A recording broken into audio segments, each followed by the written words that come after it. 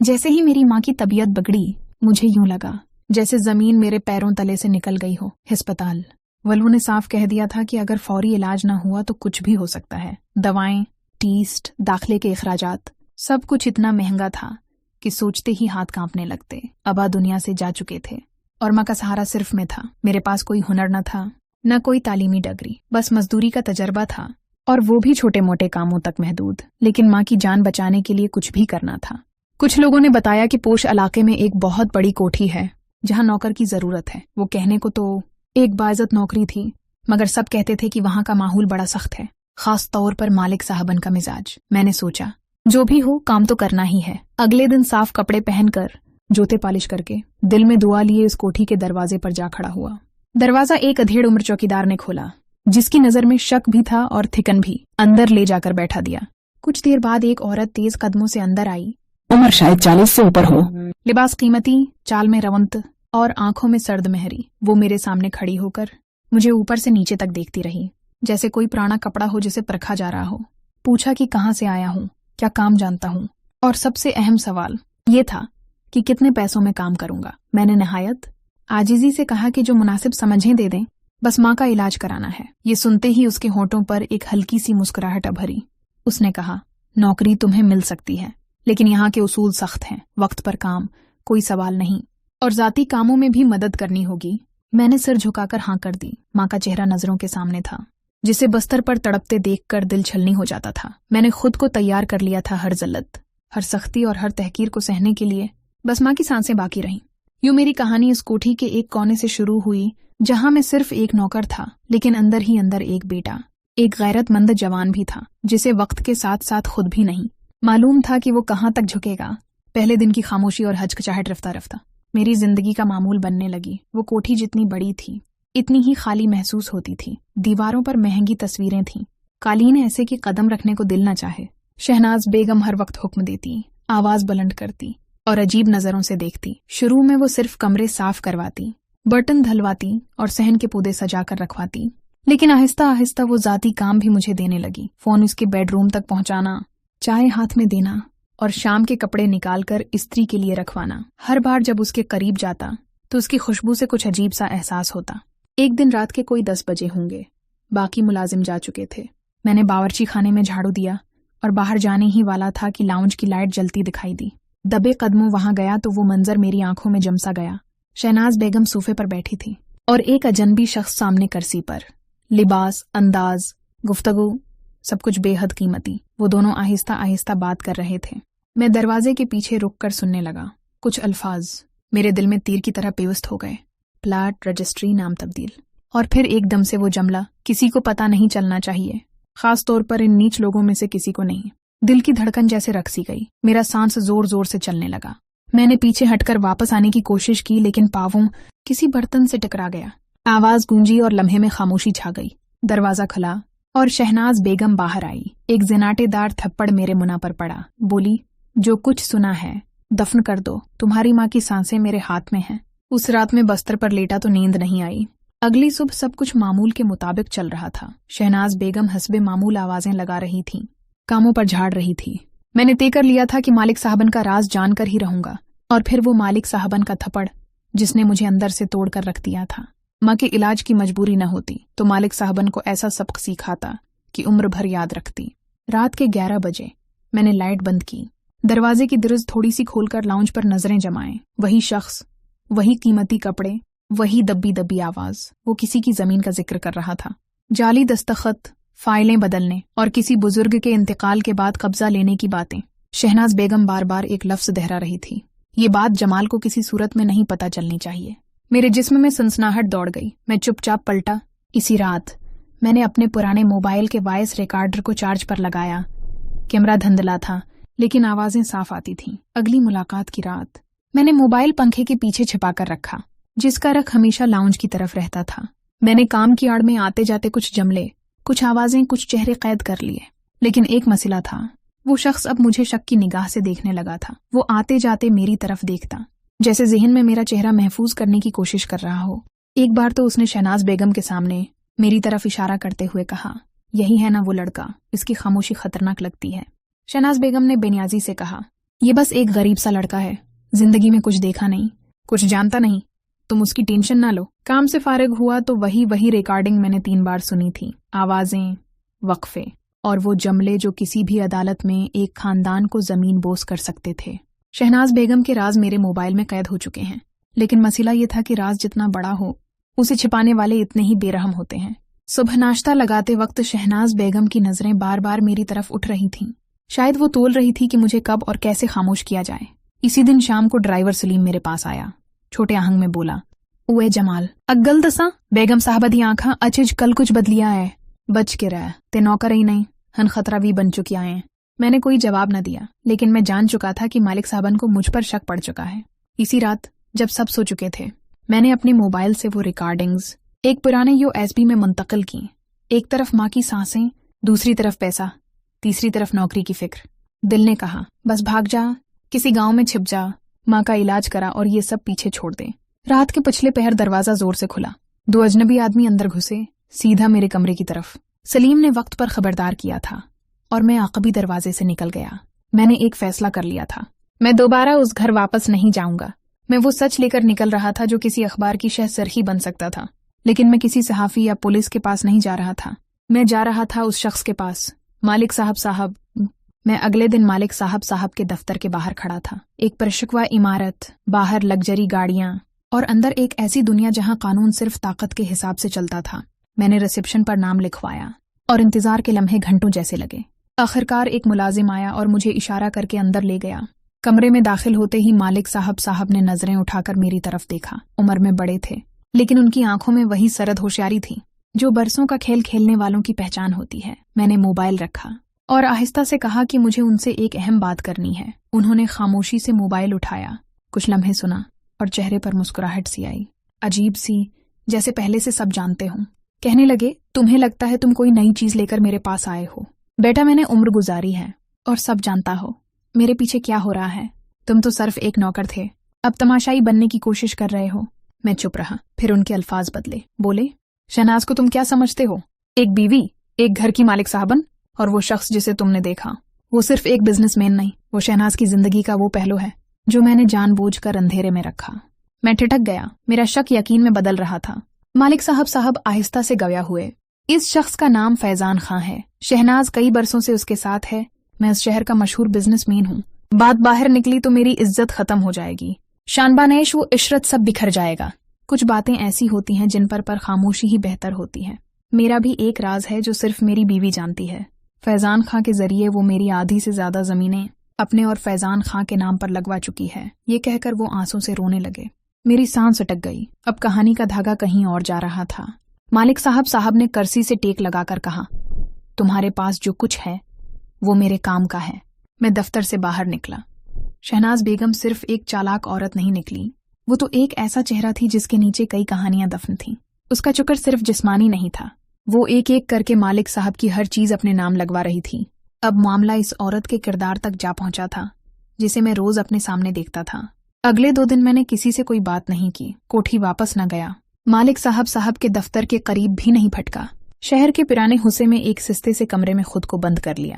باہر کی گلیوں میں زندگی اپنی رفتار سے چل رہی تھی، لیکن میرے اندر وقت رکھ چکا تھا۔ موبائل خاموش تھا، USB میرے بستر کے نیچے چھپی ہوئی تھی، اور دماغ ہر وقت ایک ہی سوال میں الجھا رہتا، اب کیا کروں؟ شہناز بیگم کی تصویر بار بار ذہن میں ابھرتی۔ دل چاہ رہا تھا کہ کاش کسی طرح میں ہی شہناز بیگم کو پھنسا لوں اور اس کوٹھی کا مالک بن جاؤں۔ میں اندر ہی اندر پلاننگ سوچ رہا تھا۔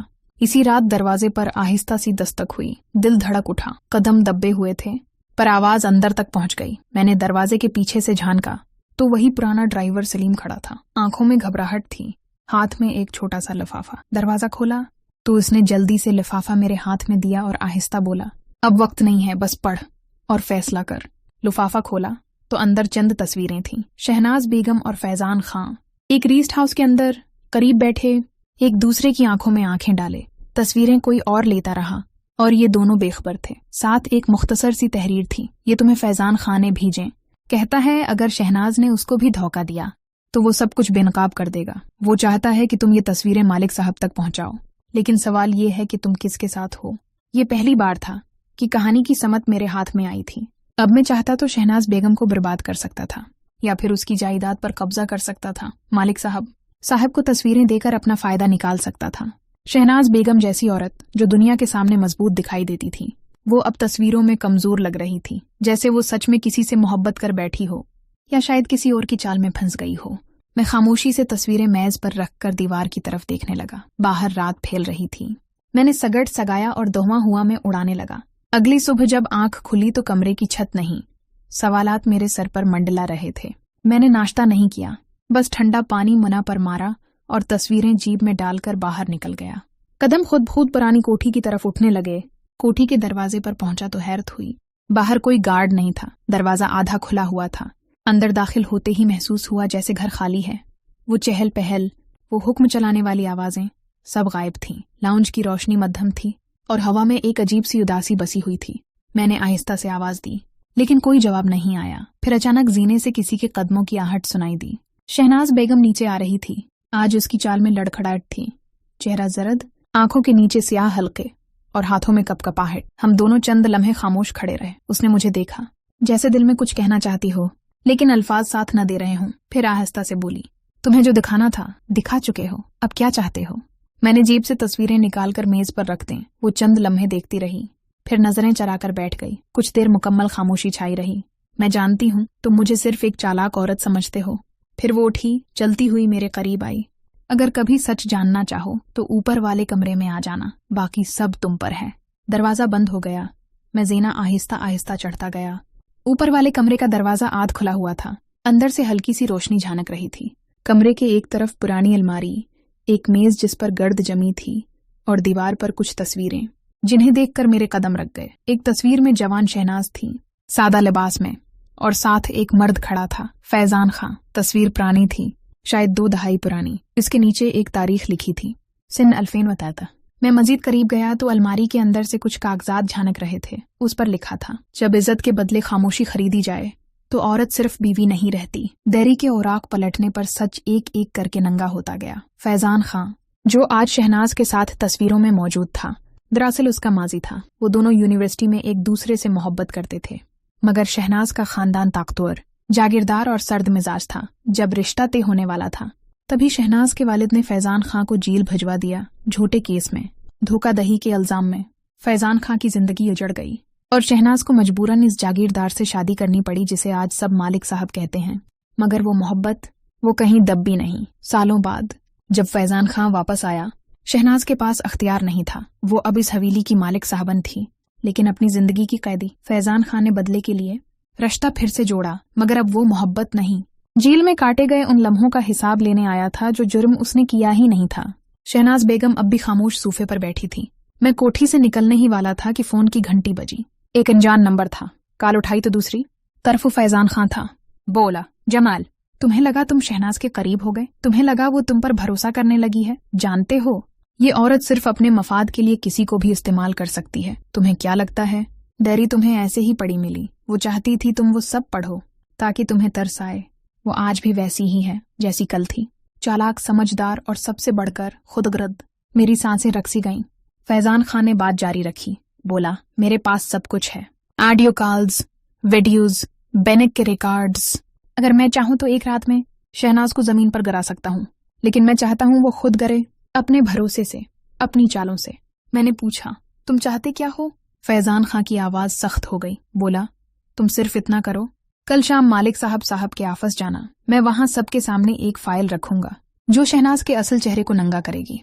अगले दिन शाम को मालिक साहब के दफ्तर में सब मौजूद थे। शहनाज बेगम खामोश वकार से बैठी थी और फैजान खां हाथ में फाइल लिए मेज के सरे पर खड़ा था।